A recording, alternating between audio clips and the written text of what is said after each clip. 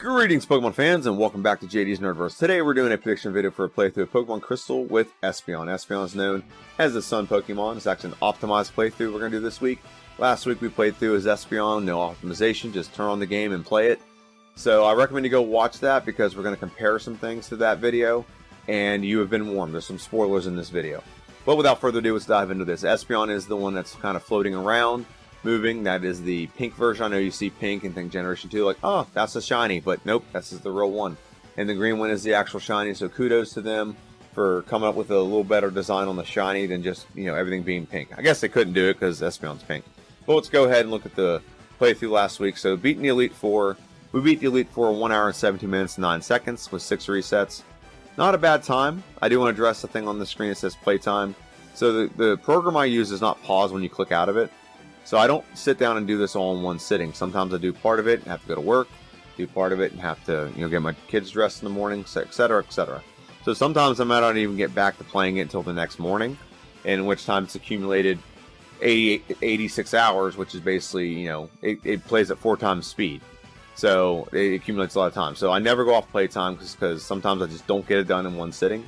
So ignore playtime altogether. However, 1 hour and 17 minutes and 9 seconds is what we did playing the game at 4 times speed. So that's our time with Elite Four. Now let's look at our time against Red. Red, 1 hour and 42 minutes 38 seconds with 8 resets. Pretty solid, to be honest. It's really respectable, nothing to sneeze at.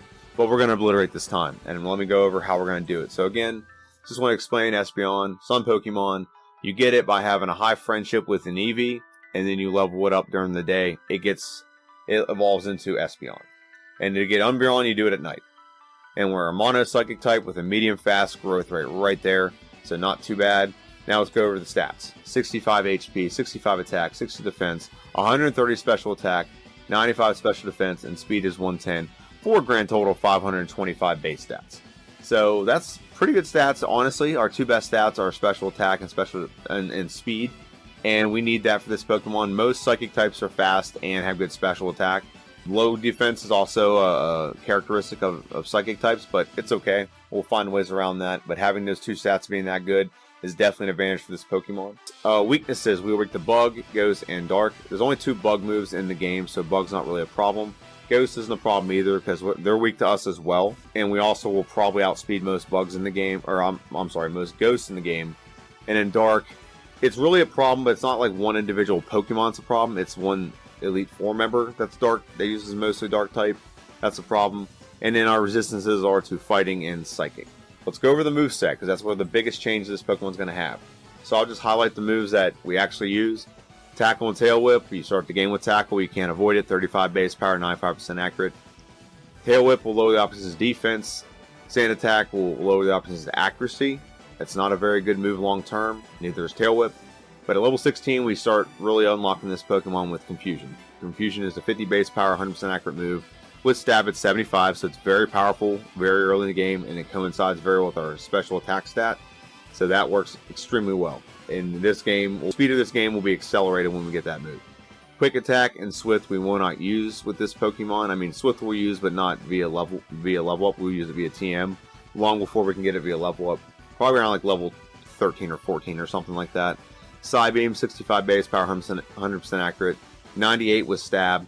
And then Psychic's our last move at level 47. It is 90, but it's 135 with Stab, 100% accurate. So Psychic progresses pretty well with this, but it's the other moves that we don't progress well with, which we're going to go over right now. Our TM moveset is where we're making the biggest changes to this Pokemon to make this Pokemon better.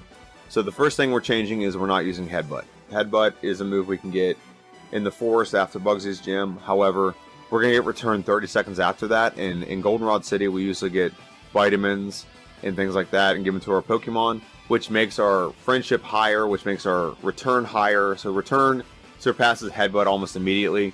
So there's no point in wasting our time getting it, adding it, and then removing it. So we're just going to forego Headbutt. I won't use that in every playthrough, but in this playthrough, it makes sense to do that. Curse not going to use, Toxic not going to use. Zap Cannon will be used for a little bit. 100 base power, 50% accurate. It goes off our special attack stat, so it can hit like a tank when it does hit. And it paralyzes. It's really not useful in a lot of battles, but in 2 specific battles, it'll be very useful. Red and blue at the end of the game. We don't have to worry about a move. It's not a move we're going to use long term. It's only for these 2 battles. So Zap Cannon will be used. Psych Up won't be used. Now Hidden Power is a big change we made in this playthrough. So I'm going to scroll on a little further. If you see move down at the bottom, it's Mud Slap. So originally, in the original playthrough, I did Hidden Power Ice. I did Hidden Power Ice because it makes pretty much Claire and Lance obsolete. Completely obsolete. It wipes their Pokemon completely out with no problem because the Ice move and it's super effective against Dragon Pokemon. Okay, and some Flying Pokemon as well. But that's usually what we use in the playthrough. However, the middle of the game is when we have one of our biggest problems, the biggest hurdles we have to overcome. And that's Jasmine and her Magnemites, and our rival has a Magnemite/Magneton. And we don't have anything great for that. I thought maybe Mud Slap would be a great solution to that because it's 4 times weak to it. However, Magnemite/Magneton have great physical defense.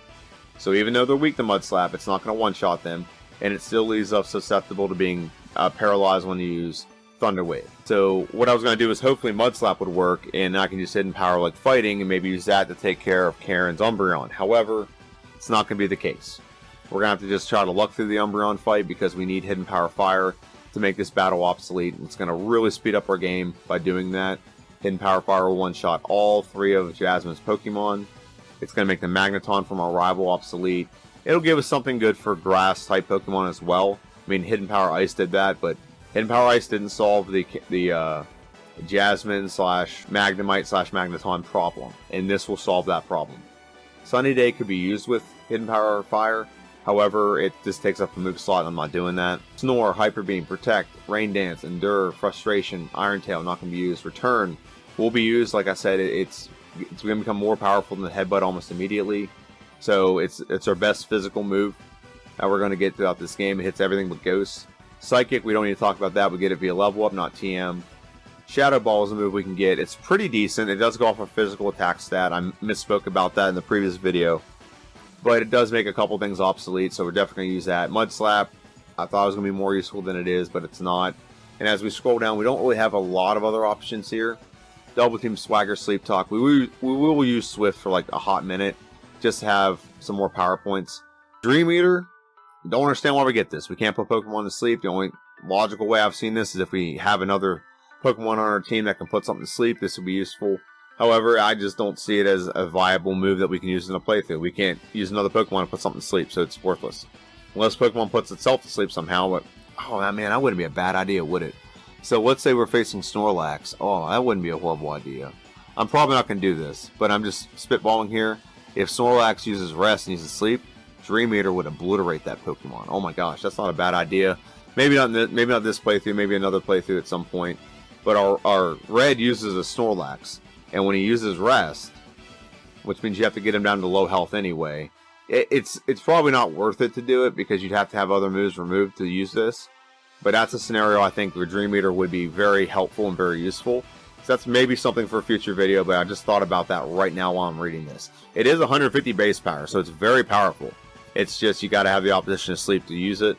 Detect, Rest, Attract, Nightmare, Cut, and Flash are not going to be used with this Pokemon. So looking at that, we have one big change, which is using Hidden Power Fire rather than Hidden Power Ice, or even trying to use Mud Slap. But what we are going to change is what we have below that, which is we have 2 different things. We have breeding moves, which we have Charm and Flail, which neither one of those are very good. However, we can use a previous evolution move, and that's where Bite's going to come in handy. Bite is a 60 base power dark move. It's 100% accurate. It does go off for a physical attack stat. But I think this will accelerate the early game. Having a move that's almost 2 times more powerful than Tackle will be extremely useful for us. So Bite, 60 base power, will be very useful to this Pokemon. It's going to be extremely useful when we do this with Umbreon. Now look at the bottom here and it says Growth. If we didn't have as high a special as we already have, I would say maybe we should grab Growth. However, for this specific instance, I don't think our moveset was a problem like mid to late game other than like Hidden Power. I think our early game moveset up until we got Confusion wasn't great. So Bite will solve that problem. Okay, and we have nothing below that other than like trading in from like another game. Which Body Slam is tempting, but I've already used Body Slam in like 10 other playthroughs, so I don't want a lot of things being repetition or things being repeated.